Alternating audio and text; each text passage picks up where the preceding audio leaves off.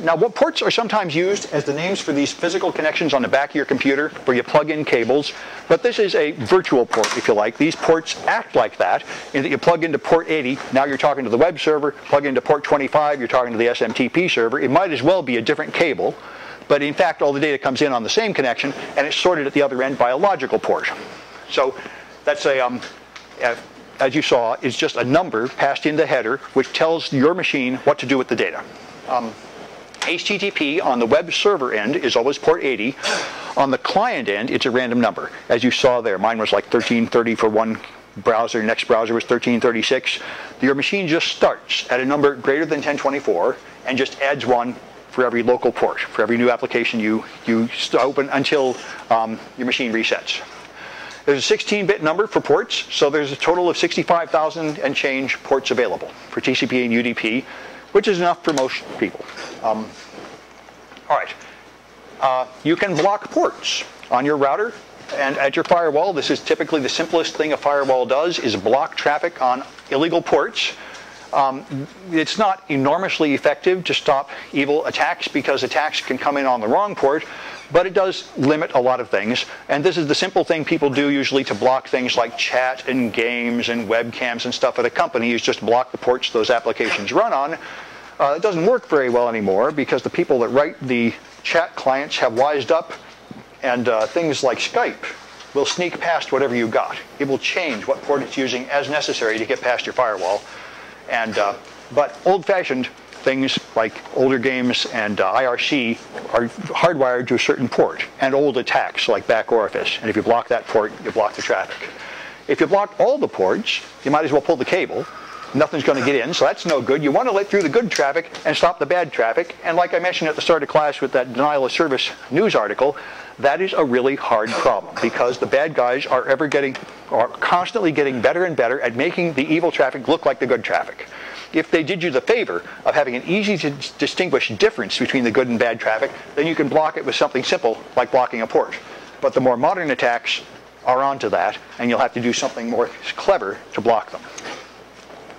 So you should know some well-known ports. The first 1,023 ports are just assigned to standard services and well-known, and you don't use them for temporary ports on your machine. So you should know some of the most famous ones. 20 and 21 are used by file transfer protocol. It actually uses some other high-numbered ports too, but it usually uses 20 and 21. This lets you move, yeah? So you're saying that port 20 and 21 on the client side no. is not on the client side, but on the server side? Well, FTP is a special case. I was just reading it today. I should know it better. It's on the server side, certainly 20 and 21. It doesn't use 20 or 21 on the client. It's on the server side. It'll be used two different high-numbered port numbers on the client side, I think, though. But all these things, the main thing I'm talking about here is on the server side. The FTP server has to have port 20 and 21 coming in to control FTP. All right, now FTP requires a name and password to get in. A lot of people do use FTP to move files around with a name and password, which is foolish because that's not encrypted. So it's easy to steal with a sniffing attack like you folks do in one of the early projects. Just turn on a sniffer and steal passwords as they go by. But it's more secure than trivial file transfer protocol that doesn't even use a name and password at all. Just physically connecting to the other end is enough to move data in. And so there was a worm that came out about 5 years ago that would move data in on your machine with TFTP, and that was when people first decided they all had to have firewalls in their machine, because now you could just connect to the internet, not even open a browser or anything, and you get infected, because stuff just comes in on TFTP, which was turned on by default in Windows operating systems at the time. So if you connect to an FTP site through a browser, it's going to ask you for a username and password. It might obscure it on the screen, but it doesn't obscure it in the network traffic, so what was the point of that? You just sprayed your password out to everybody between you and the other end, and everybody sniffing the network within range of a wireless access point anywhere you're going? Yeah? That's what I was going to ask you about, whether that password is only visible within the network that you're using, or once you get outside of your router, is it accessible? That's a very good question. Is it visible? Anybody that can get the traffic, which means anybody in the same room as you're in, anybody at the server or connected to the server, anybody at the ISP, or any place at the other ISP, every tag you send is easily sniffed by about 100 machines between here and there. And if any step of it is wireless, you have no idea where it went. So you're just asking for it. You might as well have published it in the newspaper as send something in the clear over the internet, because it goes all over the place. And there are agents on compromised machines at all those levels harvesting the passwords. They've found them now and then. They've compromised them and found their list of 20,000 FTP passwords. There's no excuse for FTP or Telnet. Everybody should block FTP and Telnet at the router and not let anybody use it. We shouldn't be using it here. It's disgraceful.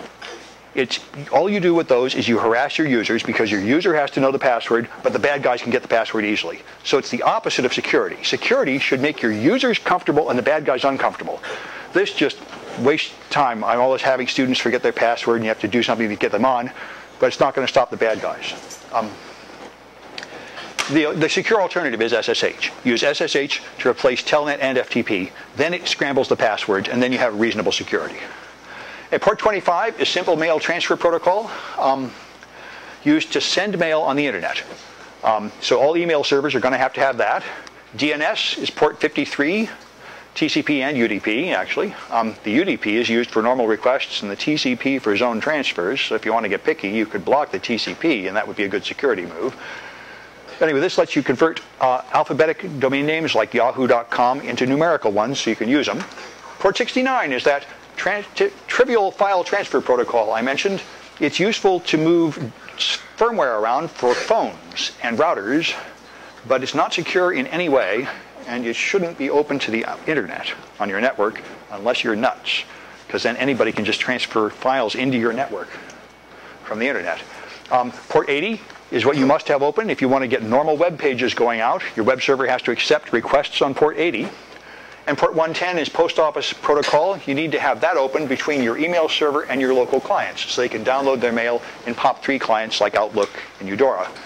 Port 119 is for old NNTP, which I think has got to be about over. Does anybody use Usenet News? That's one. You actually use it through Google or you use it through NNTP? Google, yeah. Because Google bought the archives. I've never had anybody in my classes in like a year or two that actually uses this anymore. I think it's over. There's an even older thing called Gopher that's long gone and forgotten. The last Gopher server shut down about 5 years ago. Anyway, it still exists. But I think in reality, almost everybody's blocking it. In fact, ISPs don't even provide this anymore typically. It's essentially extinct. Google provides another way to get the same information just through HTTP. 135 is remote procedure calls, and 139 is NetBIOS. Those are really important for Microsoft networking, and they're really vulnerable. So it's unwise to let those ports out of your local area network.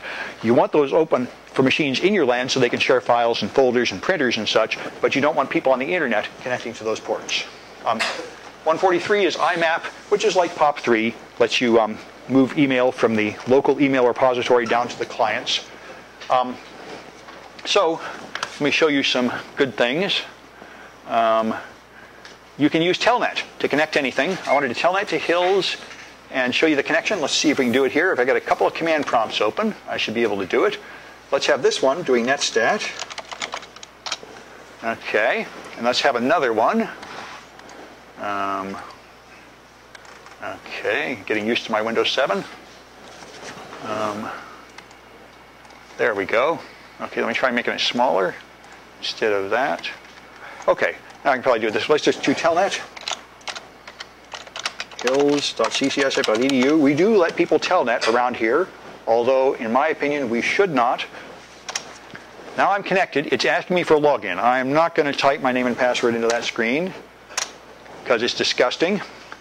But there you can see I have an established connection. I've sent a SYN, SYNAC, and ACK to connect, and now it has sent back this data for login. Now it's going to ask me to type in my name and password. In fact, I think it would probably be good to just demonstrate it, stealing this, since we're all set to go here. Hopefully I have Wireshark.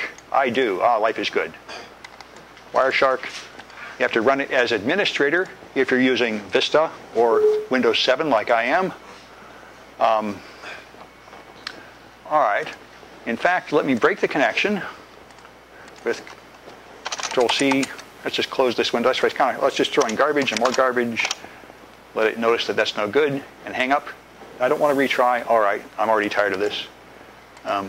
Close that window. Open another one. Okay, there's probably some better way to hang up on it, but I never use Telnet. As you may have noticed, I don't like it much, so I'm not very good at it. Capture interfaces. There's my public interface. We'll start capturing, and let's get the whole story here. Okay, so telnet. I can just use up arrow, can't I? Nope, telnet hills.ccsf.edu. Okay, now it's asking me to log in. I'm Sam. I'm going to type in fool for a password. And that's not my real password, but that lets me show you what happens. Stop. Okay, we should be able to find the whole story here.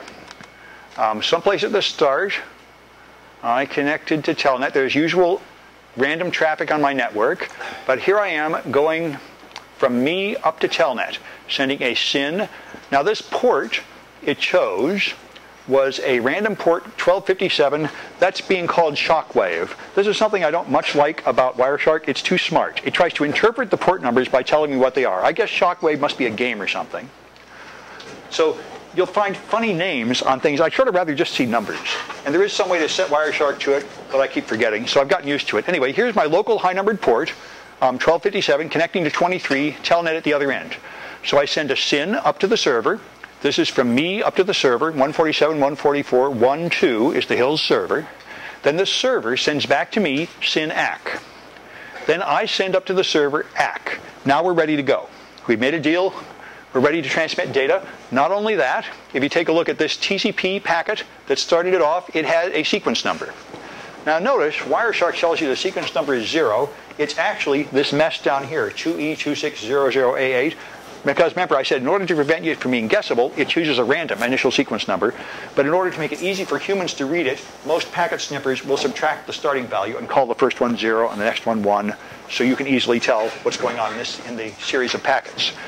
So now that we've opened a socket, now we can send data, send SYN ACK and ACK. So now the server sends me some data, and my machine sends the server some data. Server sends me some more data. Now right at the bottom here you see the data. So I'm just going to go down here until we see something we can read down there. At some point it sends me a login. And this looks, there it is. Here's the packet that it contains HP, Unix, Hills. It's starting to have stuff I can read down here. Then there's the login, right? It was up here. I had it somewhere. Now I've lost it again. Here.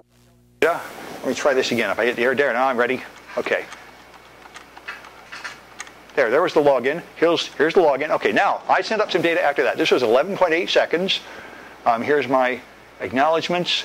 Then at 11.89, 11.9, I couldn't have typed it in yet. Someplace around here I typed in data. I'm looking for me sending up. Here goes some data. You should find my password in here. CCSF MSTP. I think you're going to see it one letter per packet, and I'm not going to struggle with this too much now. But 14 seconds, it's got to be here. Let's see if it's going to help me find it in the middle pane here. Telnet, there, data is S. Now we're in business. We're going to look at it here. That S at the very end is it. That's the S. Telnet data, S, A, M, that's my name, Sam. That's my username. The password goes the same way. Now it's going to send me some stuff back telling me to put in the password. Okay.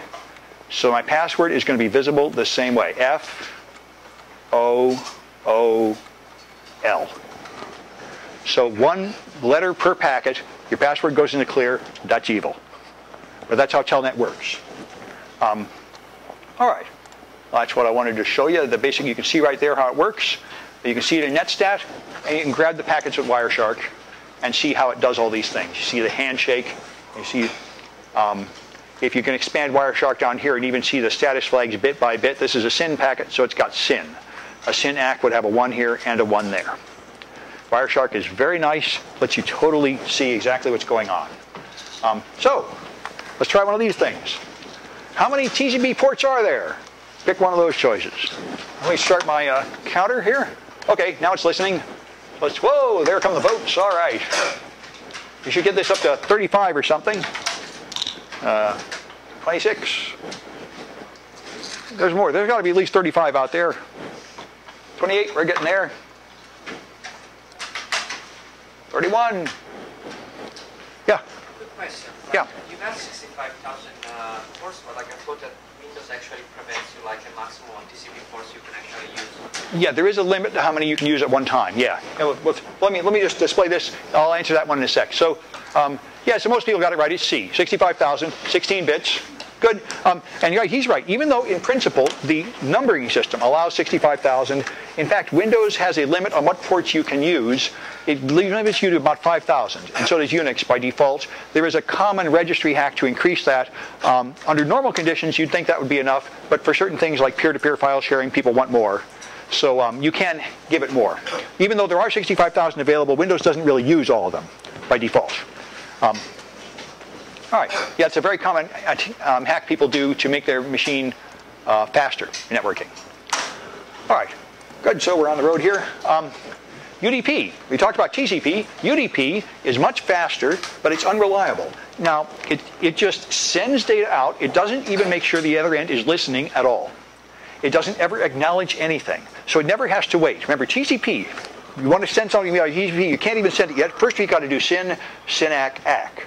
Then, you can't send data yet.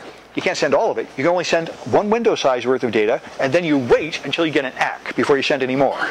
So that's nice. That makes the other end able to determine how fast you can send data so you doesn't get overwhelmed, but it slows everything down because you're constantly waiting for a packet to go there and a response to come back. UDP doesn't bother at all. It's like broadcast TV. You just have a transmitter, you send the stuff out, you don't even know or care who's listening. They can listen or not. It's not my problem. I just spit it out at full speed constantly. So it's good for things like radio and TV and streaming media. Because if you're listening to streaming music and somehow a packet gets lost, even if you request a resend and get that packet later, I don't want to hear those notes later, filling in the gap. Forget it. There was some static in the song. You just want to keep going. So there are certain applications like that where reliability is useless. And what you want is speed. So that's what UDP is for. You can have reliable data transfer over UDP if the higher levels, like the application layer, do somehow check and request another resend. But UDP by itself will not do that. So it is possible to run it fast and unreliable. All right, that's what's called connectionless. Now, the internet layer, the next layer down, is responsible for moving packets to the right machine. The transport layer moves into the correct process on the machine with that port number. The internet layer is responsible for moving through the internet and getting to the right machine. So it's going to use an IP address. This is a meaningful address. For example, everything at City College starts 147, 144. So this is a logical address. It doesn't matter what brand of computer we have here. It has to start with that number or it's not going to be part of City College. And the routers know that so they can find us. ICMP operates in the internet layer. This is pure ping and traceroute used just to send command signals through the internet, most commonly just to see if something is alive or not. You send a ping. There are a few other options in ICMP queries, but the main thing you're doing is just seeing whether someone is there at all with a ping. There's various kinds of codes here. The most common is IPMP type 8, which is ping, are you there? And their answer is 0. Ping has suddenly become far less useful, by the way, because since Windows XP Service Pack 2, Windows machines no longer respond to pings by default. The firewall blocks them. If I ping to an older machine like the Hills server, ping hills.ccsf.edu, it will respond. This is what you normally do. I send some pings, it replies, I know it's there. I do this all the time just to see if my network connection is working. Windows machines by default will not answer these anymore, which is a security measure. One common, you can see how that could be useful because when people want to attack you, they might want to find your server. And what they typically run is a ping sweep to see who's there. Whoever responded to the ping, we will then follow with a port scan and attack. So if you just don't even answer the ping, you have a high chance of being overlooked. It's not a very brilliant security measure, but it's a way to hide. Like I have one of those things that goes to club that goes on my steering wheel, and my friends that fix cars laugh at me. Ah, that's stupid. You can just take a bolt out and get past it. And I say, yeah, but the car next to me doesn't have one. So I've made it a little bit harder to get in me. They'll just attack them. It's like two men running away from a tiger. And he says, we'll never outrun the tiger. And he says, yeah, but I only have to outrun you. What's that? That's what happened at the zoo. That is what happened at the zoo, as a matter of fact. I hadn't thought of that, but yeah. Might be, yeah, you're right. Anyway, so something I wanted to show you. Oh, pings. Yeah, the NSA, these guys, responsible for cybersecurity, among other things, of the United States. And there are many scandals about them failing to do it. Well, this tells me that there is a server at www.nsa.gov. It accepted a request on port 80, and it handed out a website on port 80 for the glorious National Security Agency, which, by the way, is recruiting hackers. They were at the last DEF CON before this one. I went and saw the talk. This NSA guy was there saying, join the NSA. We're all friendly and open and nice, and you won't be like nasty and oppressive like it used to be. We're good guys now. And I sat there shocked. You gotta be kidding. The NSA. I don't know. But anyway, they are recruiting hackers. I'm not sure I'd encourage you to take the job, but my friends with security clearances tell me that you don't want one. It's a heavy burden. But anyway, they are hiring hackers, so if you want it, you might want it. Anyway, let's try pinging them. NSA.gov. Nothing. They have a good firewall on their system. Now, so I can't ping the NSA. They don't answer ping. Somewhere between me and there's a firewall blocking pings traffic is the most likely answer. Now I can find it, the trace route. Trace route, www.nsa.gov. This is going to send a series of pings out from me, and they're going to have a low time to live. The first one's going to have a TTL of 1, so when it reaches the first router, it will time out, and that router will send to me an ICMP type 13 response, or I think maybe it's type 11, saying I ran out of time. So I'm going to find out every router between me and the NSA. So the first ones I hit are on campus, 147, 144, that's somewhere on campus. Here's another machine somewhere on campus. Here's some more machines on campus, CCSF. Then I go to Scenic, which is our internet service provider. They give discount internet service to colleges. Very nice service too. Then I went to, so here I went to Scenic. Now I'm to someplace called AboveNet in San Jose. And here I am at AT&T, and I just went across the country over to the East Coast because my latency just went from 4 milliseconds up to 80 milliseconds. So I just went across the country. Now I am at AT&T on the 12 network, and now I'm out of, the game is over. This device, 12, 110, 110, 132, is the last device I could see before I went past the firewall protecting the NSA. So you can do that. A certain amount of the route is public. Beyond a certain point, as they ought to, they've got a ruthless firewall, not letting any nonsense through. And I can't see beyond that point with this technique. You can see beyond that point in many systems with another technique called firewalk that we use in a next class, but I don't recommend trying it on the NSA. Yeah. So what are computers 21 and beyond? Are they still within the NSA? All I know is they're on the other side of a firewall. All it's telling me is anything sent with a time to live of more than 20, I never get any response at all. So they're on the other side of something that blocks ICMPs. That's all I know. They are presumably inside the NSA's network. That's how things usually are. You have your company and you put a firewall on your internet connection like the college does. So there's one ruthless layer of protection there. Yeah? Routers are like filtering out ICMPs and not replying more. So. Well, not by default they don't, but it is becoming more common to block ICMP. You aren't supposed to, according to the RFCs, because then some legitimate network traffic will get lost. But in practice, that doesn't be a big problem, and preventing the various attacks is more important. So a lot of people now block it, like the Windows firewall. Anyway, so it's just going to try until 30, which is as much as it tries. It gets no answer from anything. So I can only see so far into the NSA's network, which is a good thing, of course. You don't want these guys to get hacked, although they did. And heads rolled, I assume, and they probably beefed up their security. All right, here's what Wireshark looks like if you capture a ping. It just sends a ping request, you get a ping reply, type 8. Here's the request, type 8. The reply is type 0. All right, and I've got a little movie to play you, and then we can take a break. This is a fun movie. I wonder if I've already got it on this machine. I should.